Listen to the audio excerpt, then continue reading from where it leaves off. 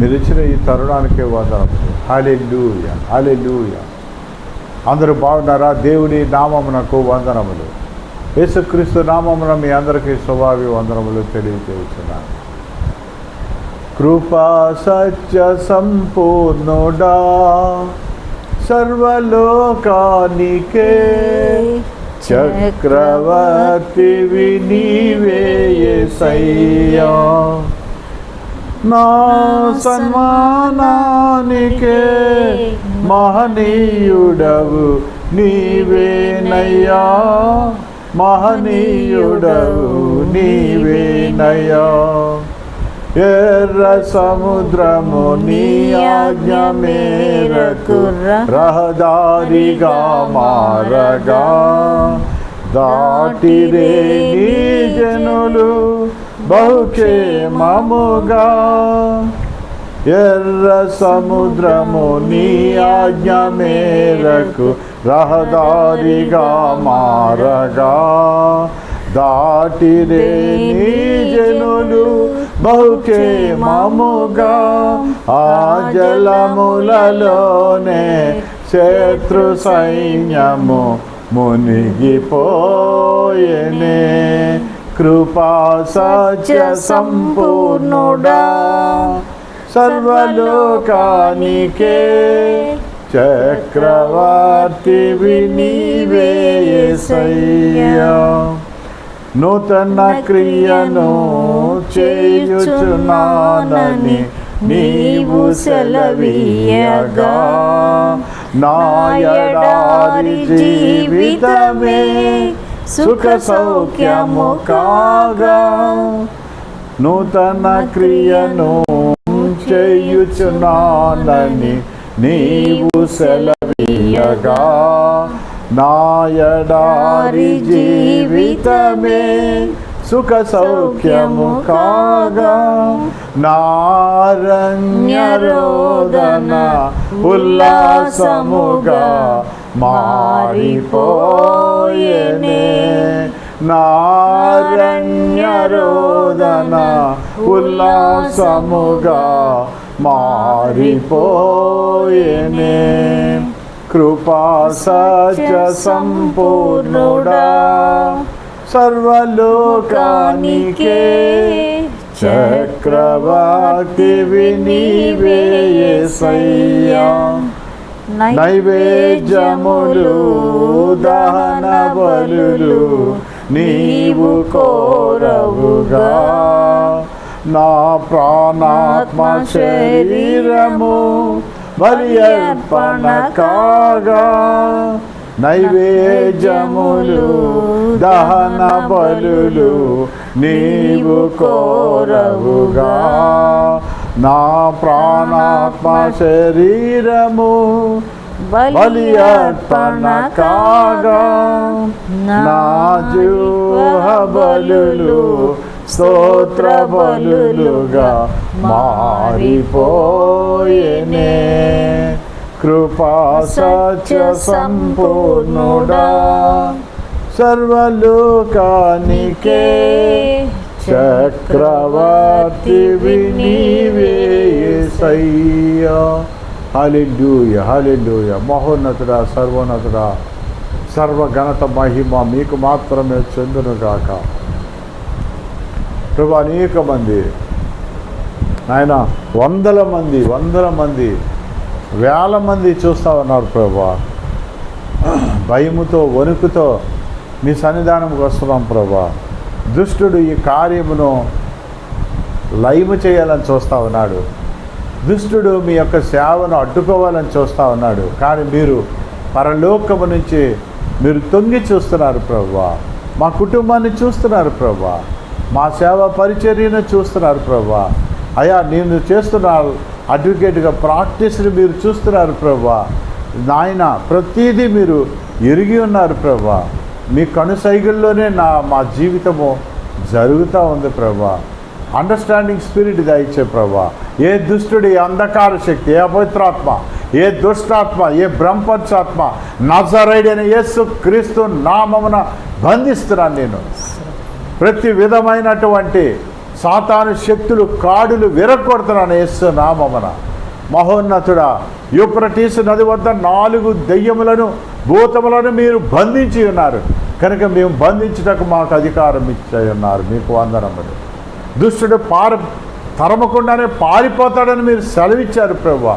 మీకు వందనములు, స్తోత్రములు. కుటుంబాన్ని గలిబిలి చేస్తున్నటువంటి అంధకార శక్తులను వెడలిపోమని ఆజ్ఞాపిస్తా ఉన్నారు.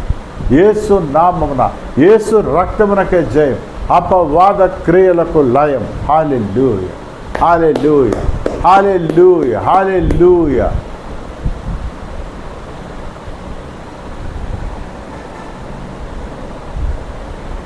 ఈ భూమి మనది కాదు.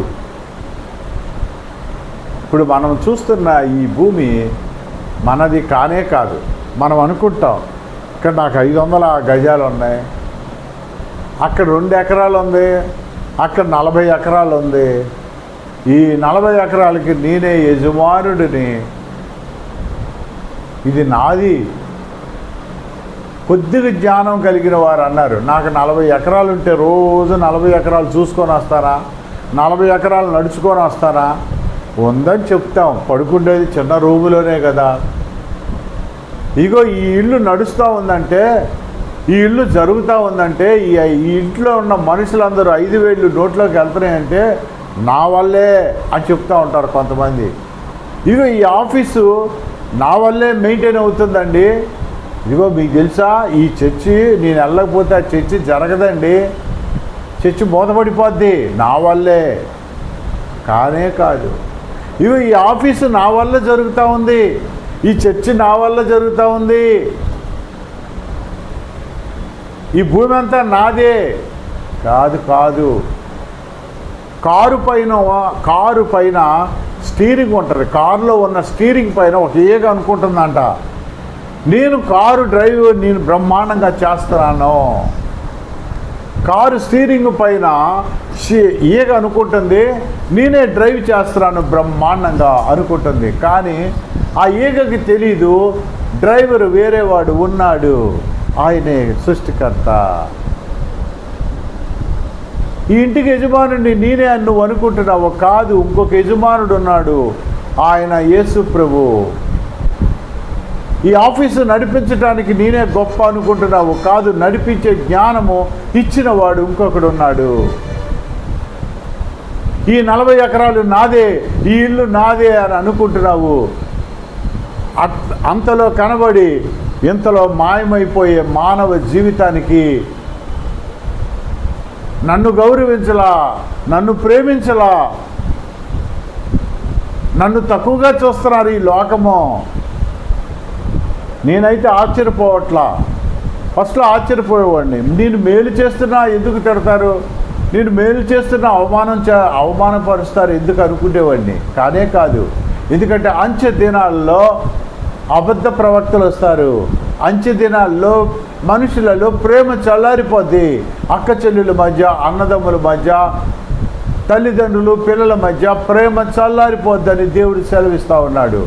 నేను ఆశ్చర్యపోవట్లా. కానీ ఇది నా వల్ల జరిగింది, ఇన్ని సంవత్సరాలు నా వల్ల కుటుంబం జరిగింది కాదు, దేవుడి వలన.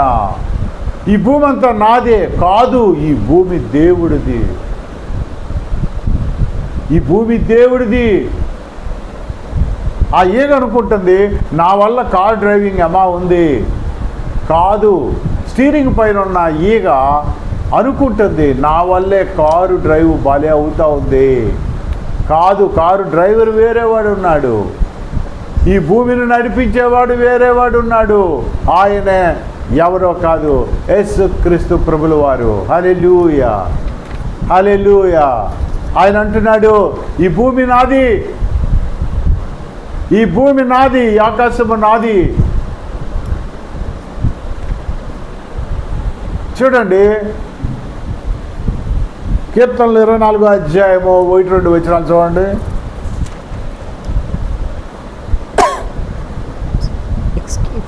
భూమియు భూమియు దాని సంపూర్ణతయు లోకమును దాని నివాసులను యెహోవావే. అరే బాబు, దేవుడివిరా ఇవి. ఈ భూమి అంతా నీకు 40 ఎకరాలు లేదా ఒక అరెకరమో లేదా ఒక 500 గజాలో 100 గజాలో ఉంది. నువ్వు చంకలు గుద్దుకొని అవసరంలా, నువ్వు పెద్దవాడివి అనుకోవద్దు. నాది అంటున్నాడు దేవుడు. నేనే దేవుడను, నేను తప్ప వేరొక దేవుడు లేడు. భూమియు అందులో ఉన్న సమస్తమును యెహోవాయే, దానిలో ఉన్న నివాసులు యెహోవాయే. ఆదికాండ 1:1 చెప్తున్నాడు, భూమికి ఆకాశముకి పునాది వేసిన వాడను నేనే. ఆదియందు దేవుడు భూమి ఆకాశములను సృజించెను. అంతే, ఆదియందు మొట్టమొదట భూమికి ఆకాశానికి సృజించిన వాడు మన దేవుడు. మన దేవుడు భూమికి సృజించినవాడు, ఆకాశాన్ని సృజించినవాడు.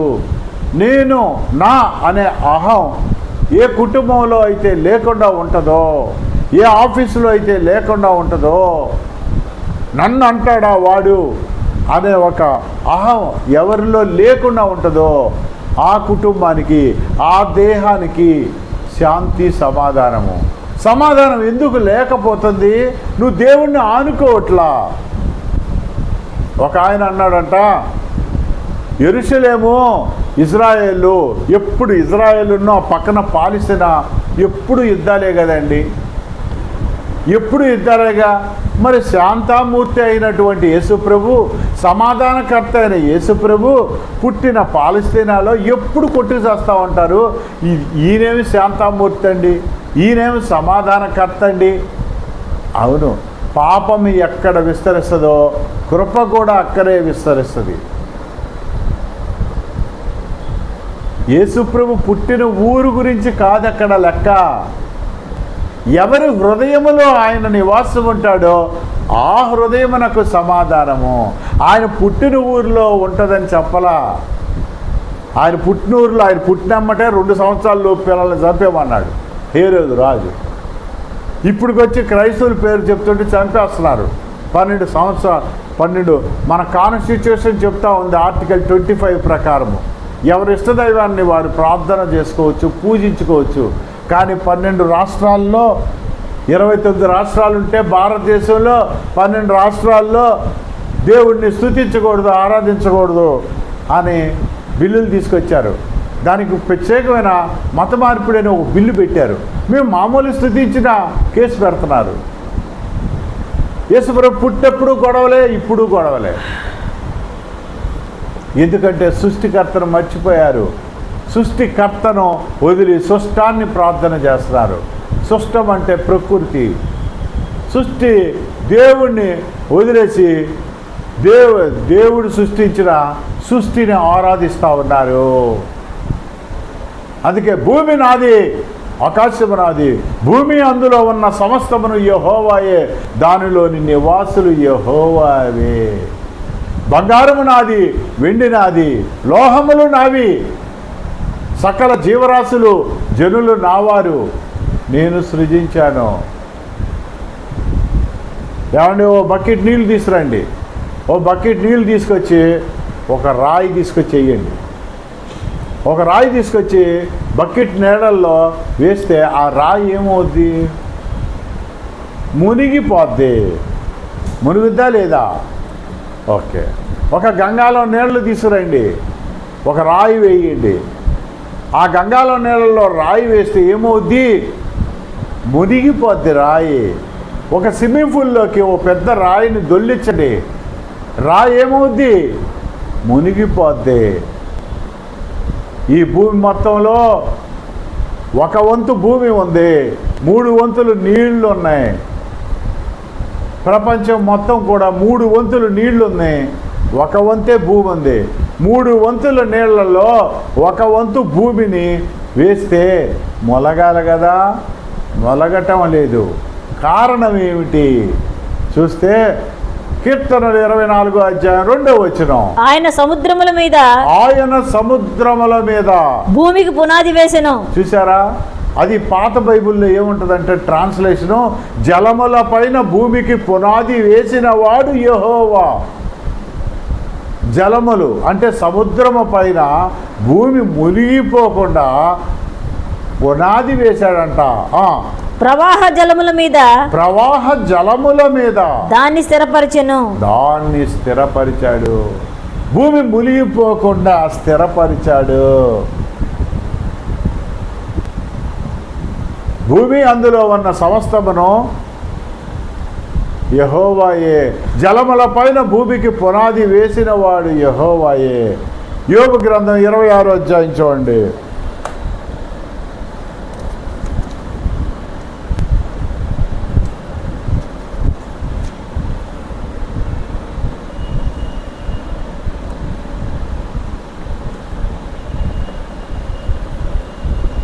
యోబు గ్రంథం 26వ అధ్యాయం ఒక్కసారి వెతకండి.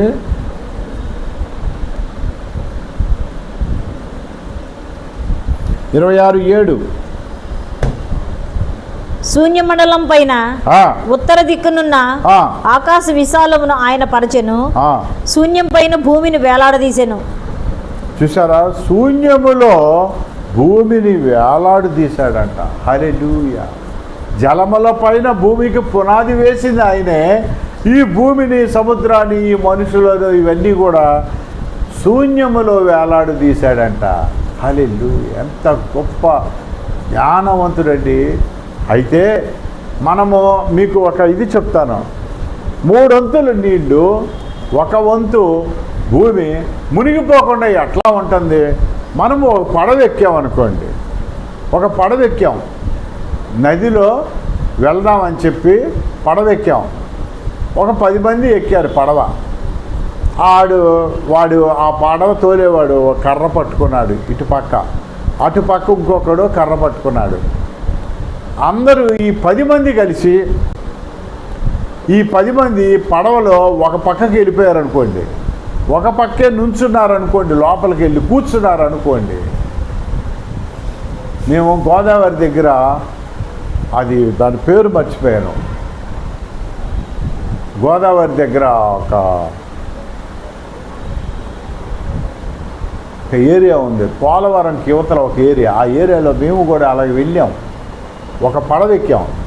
ఎక్కి మేము అందరం కూడా పడవలో ఒక పక్కే కూర్చున్నాం. కూర్చుంటే పడవ లేచిపోతూ ఉంది, ఒక పక్కకి లేస్తూ ఉంది. అప్పుడు పడవవాడు అన్నాడు, మీరు కొంతమంది అటు చివర కూర్చోండి, కొంతమంది ఒకలో ఇద్దరు మధ్యలో కూర్చోండి, మిగతా వాళ్ళు ఇటు చివర కూర్చోండి అన్నాడు. ఎందుకు? పడవ మునిగిపోకుండా బ్యాలెన్స్ అవ్వటానికి కొంతమందిని అటు చివర మధ్యలో, కొంతమందిని మధ్యలో, కొంతమందిని ఇటు చివర కూర్చోమన్నాడు. అప్పుడు ఏమైందంటే పడవ అట్లాగుంది. తర్వాత అటు చివరోడు ఇటు చివరోడు మరి కర్ర పెట్టి దాన్ని నడతా ఉన్నారు, ముందుకెళ్తా ఉంది పడవ. అంటే పడవ పైన కూర్చున్న వాళ్ళు అందరూ ఒక పక్కే కూర్చుంటే పడవ మునిగిపోద్ది, ఇలా లేచిపోద్ది పైకి. కనుక దేవుడు భూమిని తయారు చేసినప్పుడు, నిర్మించినప్పుడు ఆయన 3 వంతులు నీళ్లు, 1 వంతు భూమి ఉన్నప్పుడు ఒక పక్కే భూమి పెట్టాడు అనుకోండి. కొండలు, ఏమండి, గుట్టలు, కొండలు, పర్వతములు, ఇవి ఒక ఏరియాలోనే పెట్టాడు అనుకోండి. ఆ 3 వంతులున్న సముద్రంలో భూమి మునిగిపోద్ది. అందుకే దేవుడు ఎంత జ్ఞానవంతుడంటే ఈ పడవలోని కొంతమంది మనుషుల్ని అటు, కొంతమంది మధ్యలో, కొంతమంది ఇటు అన్నట్లుగా కొన్ని కొండలు, పర్వతాలు ఇజ్రాయెల్లో, కొన్ని అమెరికాలో పెట్టాడు, కొన్ని ఈసీ కంట్రీలో పెట్టాడు, కొన్ని ఆస్ట్రేలియాలో పెట్టాడు, కొన్ని న్యూజిలాండ్లో పెట్టాడు, కొన్ని ఆంధ్రప్రదేశ్లో పెట్టాడు. తూర్పు కనుమలు అంటారు. కేరళ నుంచి పటమటి కనుమలు, కేరళ నుంచి పటమటి కనులు అటు గోవా, మహారాష్ట్ర, గుజరాత్ వరకు వెళ్తాయి. ఇటు తూర్పు కనుమలు ఇటేపు తమిళనాడు, ఆంధ్రప్రదేశ్, ఒరిస్సా అప్ టు కలకత్తా వరకు వెళ్తాయి. తూర్పు కనుమలు, కనుమలు అంటే కొండలు, అవి ఇట్లాగా ఉంటాయి. అంటే భూమి మునిగిపోకుండా ఉండటానికి ఎక్కడ బరువు ఉండాలి, ఎక్కడ బరువు ఉండకూడదు. ఎందుకంటే ఆయన మహాజ్ఞాని. ఇక్కడ చూడండి, ఇర్మియా 10:12, ఇర్మియా 10:12, సామెతలు 3:19 చూడండి, లేకపోతే సామెతలు 3:19.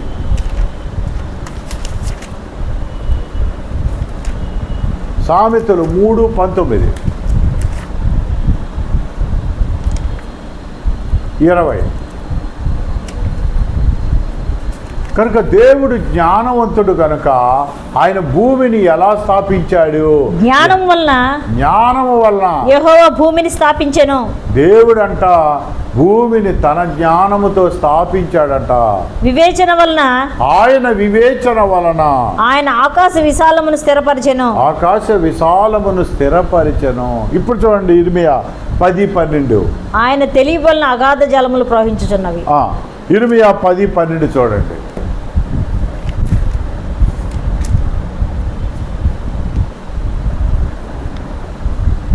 ఆయన తన బలము చేత భూమిని సృష్టించెను. ఆయన బలము చేత భూమిని సృజించెను. తన జ్ఞానము చేత ప్రపంచమును స్థాపించెను. ప్రపంచం మొత్తం ఆయన అలా స్థాపించాడంట. తన ప్రజ్ఞ చేత ఆకాశమును విశాలపరిచెను. అయితే మానవుడు ఏమంటున్నాడో తెలుసా? ఇంకా మానవుడికి క్వశ్చన్ చేస్తా ఉన్నాడు, నా వల్లే జరిగింది. ఇందాక చెప్పారు కదండి, కారు స్టీరింగ్ పైన ఉన్నటువంటి ఈగ నా వల్లే కారు వెళ్తుంది, నడుస్తుంది అనుకుంటుంది. కానీ డ్రైవర్ వేరేవాడు ఉన్నాడు. ఈ భూమిని నడిపించేవాడు నాసా వాళ్ళు కాదు, నాసా సైంటిస్టులు కానే కాదు. చూడండి యోబు గ్రంథం 38:4, యోబు గ్రంథం 38:4. నేను భూమికి పునాదులు వేసినప్పుడు నీవెక్కడ ఉంటివి? అడుగుతున్నాడు దేవుడు యోబుని, నేను భూమికి పునాది వేసినప్పుడు నీవు ఎక్కడ ఉంటివి? యోబు గురించి దేవుడు, యోబు అనే భక్తుడు ఆ ఊజు దేశంలో ఉంటాడు. అతను ఈ తూర్పు దేశం మొత్తానికి కూడా డబ్బు గలవాడు, యథార్థవంతుడు, సత్యవంతుడు. దేవుడే సాక్ష్యం ఇస్తున్నాడు. అతనికి ఒక క్వశ్చన్ వేస్తున్నాడు, నేను భూమికి పునాది వేసినప్పుడు నువ్వు ఎక్కడున్నావు? దాని పరిమాణం ఎంతో తెలుసా? దేవుడు క్వశ్చన్ చేస్తూ ఉన్నాడు. చదవండి అలాగే 6.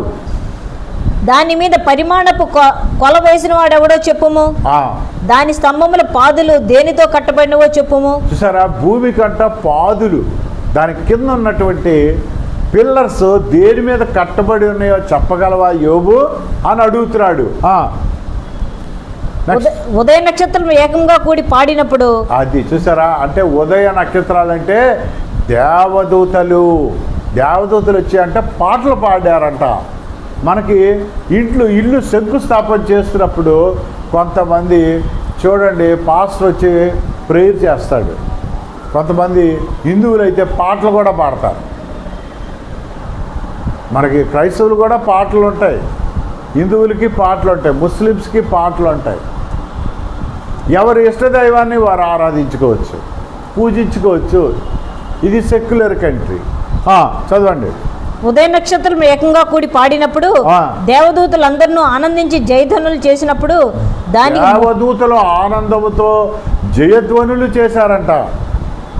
దాని మూలరాతిని వేసిన వాడెవడు? దాని ఫస్ట్ ఫౌండేషన్ స్టోన్, భూమికి ఫౌండేషన్ స్టోన్ ఎవరు వేశారు?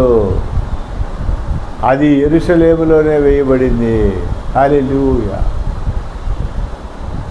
అది యెరూషలేములోనే వేయబడింది మొట్టమొదట. అందుకనే యెరూషలేము మీద ఆయన కనుదృష్టి ఉంది. యెరూషలేము గురించి ప్రార్థన చేయండి, మీరు వర్ధిల్లుతారు. నా కనుదృష్టి యెరూషలేము మీద ఉంది. హల్లెలూయా. యోబు చదవండి 12, యోబు 36:12, 38:12. నీవు ఎంతవరకే గాని మరి దగ్గరకు రాకూడదనియు, ఇక్కడనే నీ తరంగములు పొంగు అనపబడుననియు నేను చెప్పినప్పుడు నీ ఉంటివా? అది సముద్రానికి ఎల్లలు ఏర్పాటు చేశాడంట. ఈ భూమి మీదకి అది కొంత దూరం వస్తుంది, వచ్చి అమ్మో దేవుడు నన్ను ఎంతవరకే రమ్మన్నాడు. సముద్రము దాని గర్భం నుండి పొర్లి రాగా తలుపుల చేత దాన్ని మూసిన వాడెవడు? అది మళ్ళా బ్యాక్ వెళ్ళిపోద్దంట, దాని తలుపులు మూసేస్తాడంట. ఎంత జ్ఞానవంతుడండి! అవతల ఒడ్డు కనబడదే సముద్రానికి, మరి ఎంత జ్ఞానవంతుడు మన దేవుడు. ఈ భూమి ఆయనది, ఈ జనులు ఆయన వారు. మనమేమనుకుంటాం, మనదే, నా వల్లే జరుగుతూ ఉంది. కాదండి, మన దేవుడు గొప్ప దేవుడు, మన దేవుడు ఆశ్చర్యకరుడు. ఇంకా చూడండి, యెషయా 45:18. యెషయా 45:18. అయ్యా, యేసు ప్లస్ అయ్యా, యేసు ప్లస్ అయ్యా. యేసు అంటే కొడుకు, కుమారుడు. అయ్యా అంటే తండ్రి, తండ్రి ప్లస్ కొడుకు. యెహోవా ప్లస్ కుమారుడు, యెహోవా ప్లస్ యేసు ప్రభు. అయ్యా. అందుకనే బైబిల్ మొత్తం తండ్రి గురించి, కుమారుడు గురించి 66 పుస్తకాలు ఉన్నాయి. యెషయాలో 66 అధ్యాయాలు ఉంటాయి. తండ్రి గురించి 39 అధ్యాయాలు, కుమారుడు గురించి కొత్త నిబంధనలు 27 అధ్యాయాలు. అయ్యా, యేసు ప్లస్ అయ్యా. అయ్యా. 66 పుస్తకాలు బైబిల్ అంతా ఉంటే 66 అధ్యాయాలు ఉంటాయి. ఇదే యెషయాలో 45 అధ్యాయం 18వ వచనం. ఆకాశములకు సృష్టికర్తయగు యెహోవాయే దేవుడు. హల్లెలూయా. ఆకాశమునకు సృష్టికర్త యెహోవాయే దేవుడు. ఎంత గొప్ప మాట! ఆయన భూమిని కలుగజేసి దాన్ని సిద్ధపరిచి స్థిరపరిచాడు. ఇంకా చూడండి, యోబు 37:14. యోబు 37:14. యోబు 37:14. యోబు, ఈ మాట ఆలకింపుము, ఊరకుండి దేవుని అద్భుత క్రియలను ఆలోచింపుము. దేవుడు తన మేఘపు మెరుపు ప్రకాశింపవలనని ఎట్లు తీర్మానం చేయునో నీకు తెలియదా? మేఘములను తేలజేయుటకు మేఘాలు కింద పడిపోవచ్చుగా. విమానంలో వెళ్తున్నప్పుడు చూస్తూ ఉంటాం, అవి కింద పడిపోవచ్చుగా, పడవు. చెప్తున్నాడు యోబు. పరిపూర్ణ జ్ఞానము గలవాని మహాకార్యములు నీకు తెలియనా? దక్షిణ గాలి వీచుడి చేత ఉబ్బవేయినప్పుడు, చూడండి, నార్త్ నుంచి గాలి అనేది భూమికి ఉత్తర దిక్కు నుంచి దక్షిణానికి వచ్చి అది మరల తిరుగును అని కీర్తనలో చోట ఉంటుంది. మళ్ళీ ఇక్కడ ఏం చెప్తున్నాడు యోబు గ్రంథంలో చూడండి, దక్షిణం నుంచి తిరిగి గాలి వస్తుందంట. దక్షిణపు గాలి వీచుడి చేత ఉబ్బవేయినప్పుడు నీ వస్త్రములు ఎట్లు వెచ్చబడినవో నీకు తెలియనా? పోత పోసిన అద్దమంత దట్టమైనది ఆకాశమును ఆయన వ్యాపింపజేసినట్లు నీవు వ్యాపింపజేయగలవా? అది యోబుని క్వశ్చన్స్ వేస్తా ఉన్నాడు దేవుడు.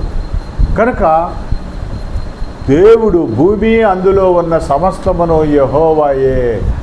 భూమిలో ఉన్న జనాలు ఆయనవే. బంగారము వెండి నాది, లోహములు నావి, సకల జీవరాశులు నావి. మహాకాశములను సృజించిన వాడు యెహోవా. అంతేకాదు, ఇంకా చెప్తా ఉన్నాడు, లోహాలు ఆయనవే. ఇంకా చెప్తా ఉన్నాడు, ఈ మేఘాలు ఇవన్నీ కూడా అసలు దేవుని యొక్క వాహనమే మేఘం. దేవుని వాహనము 104వ కీర్తనలో ఉంటుంది. మనం బైకులో వెళ్తున్నాం, మనం కారులో వెళ్తున్నాం, మనం విమానంలో వెళ్తున్నాం. బాగా డబ్బు గల్లోడికి విమానం ఉంటుంది, ఫ్లైట్ ఉంటుంది, సొంతవి. లేనోడికి ఒక కారు స్కూటర్ ఉంటుంది కదా. మరి దేవుడికి కూడా ఏదో ఒకటి ఉండాలి కదా. ఇంత పెద్ద ప్రపంచాన్ని ఆయన చూడాలనుకుంటుంటే, అయితే ఆయన దృష్టి లోకమంతా సంచారం చేస్తూ ఉంటుంది. మేఘములను తనకు వాహనముగా చేసుకుని, హల్లెలూయా, మేఘములను తనకు వాహనములుగా చేసుకున్నాడంట 104వ కీర్తనలో. దేవుడి యొక్క వాహనము మేఘములు, దేవుడి యొక్క వాహనము కేరూబులు. కేరూబులెక్కి ఆయన వచ్చును, కేరూబులెక్కి వస్తాడు. జాగ్రత్త, వచ్చి తీసుకెళ్ళిపోతాడు. ఈ భూలోకంలో ఉన్న ఈ 4 రోజుల గురించే నువ్వు నన్ను గౌరవించలా, నువ్వు నాకు చెప్పలా, నన్ను పట్టించుకోవాలా, నువ్వు పెద్ద కులం, నువ్వు చిన్న కులం, నీకు ఇంత వస్తుంది, నాకు ఇంత వస్తుంది, నువ్వు ఆ ప్రాంతం వాడివి, నువ్వు ఈ భాష వాడివి. భాష లేదు దేవుడికి, అన్ని భాషలు వచ్చు. అన్ని ప్రాంతాలు ఆయనవే. తెలంగాణ అయినా, ఆంధ్ర అయినా, ఇజ్రాయెల్ అయినా, పాలిస్తీన్ అయినా, అమెరికా వెళ్తే బ్లాక్స్ వైట్స్ అంటారు, ఢిల్లీ వెళ్తే నార్త్ ఇండియన్ సౌత్ ఇండియన్ అంటారు, కొరియా వెళ్తే నార్త్ కొరియా సౌత్ కొరియా అంటారు. మానవుడు పెట్టుకున్నవి ఇవి. ఇలాంటివి ఏమి ఉండకూడదు. పాస్టర్లు చెప్తారు, ఆచరించరు చాలామంది ఇప్పుడు అంచె దినాల్లో అలా అయిపోయింది.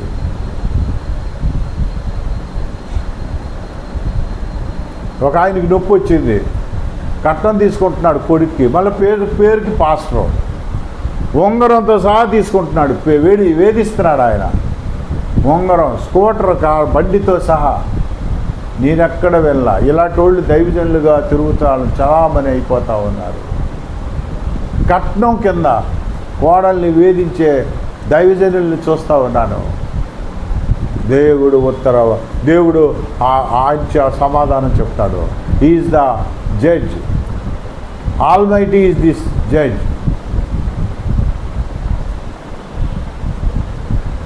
అన్నీ చూస్తూ ఉన్నాడు ఆయన.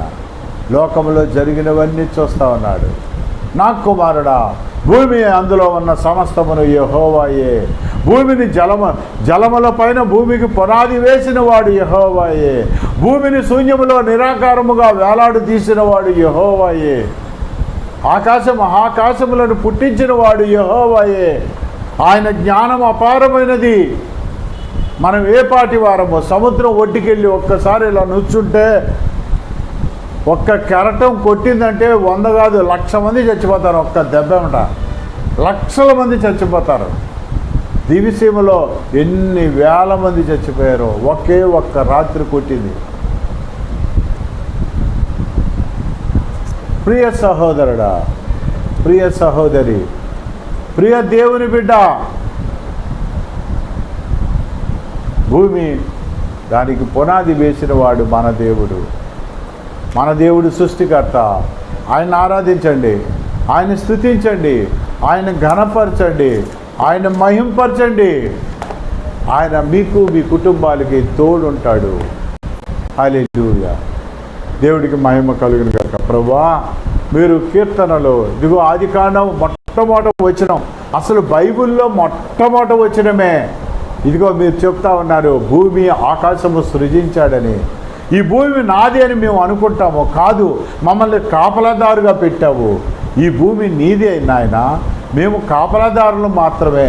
ఏదేను తోటలో అవ్వ ఆదాముని కాపలాదారుగా పెట్టావు ప్రభువా. ఈ భూమిని సంరక్షించేవాడు మానవుడు అని మీరు సెలవిస్తూ ఉంటే, ఇది నాది అని మానవుడు అనుకుంటా ఉన్నాడు. మేము యాత్రికులు అని మీరు చెప్తా ఉంటే, కాదు నేను ఇక్కడ శాశ్వతంగా ఉంటాను అనుకుంటున్నాడు. ఏ మానవుడు ఇక్కడ శాశ్వతంగా ఉండడు. ఇది విడిచిపెట్టి ఒకరోజు మనం వెళ్ళిపోవలసిన వారమై ఉన్నాము. ఈ యాత్ర ముగించుకొని మనం వెళ్ళిపోవలసిన వారమై ఉన్నాము ప్రభా. కనుక ప్రభా, ఈ యొక్క భూలోక యాత్రను ముగించుకునే లోపు రప్పపాటు కాలములో మహిమా వస్త్రాలు ధరించుకొని మీ దగ్గరకు వచ్చే ఈ లోకంలో ఈ కొద్ది సంవత్సరాలు మేము నమ్మకంగా మీకు మహిమకరముగా జీవించు భాగ్యము దయచేయండి. ఇక యూట్యూబ్లోని ఫేస్బుక్లోని చూస్తున్న అనేక బిడ్డలను బ్లెస్ చేయండి, దీవించండి, ఆస్వాదించండి. ఇంకా ఎవరైనా మిమ్మల్ని అంగీకరించకపోతే, నమ్మకపోతే నా ప్రభా వారికి విశ్వాసము కలుగు చేయండి. మీరు నేనే దేవుడను, నేను తప్ప వేరొక దేవుడు లేడని మీరు సెలవిచ్చారు. ఇంత భూమిని, ఆకాశమును, సముద్రమును, మేఘమును, మనుషులను సృజించిన దేవుడు, యుగ యుగములకు మీరే దేవుడు, యుగ యుగములకు మీరే దేవుడు, ఆది అంతము మీరే, శాశ్వత కాలము నుంచి శాశ్వత కాలం వరకు ఉండే దేవుడు మీరే, అనంత కాలము నుంచి అనంత కాలం వరకు ఉండే దేవుడు మీరే.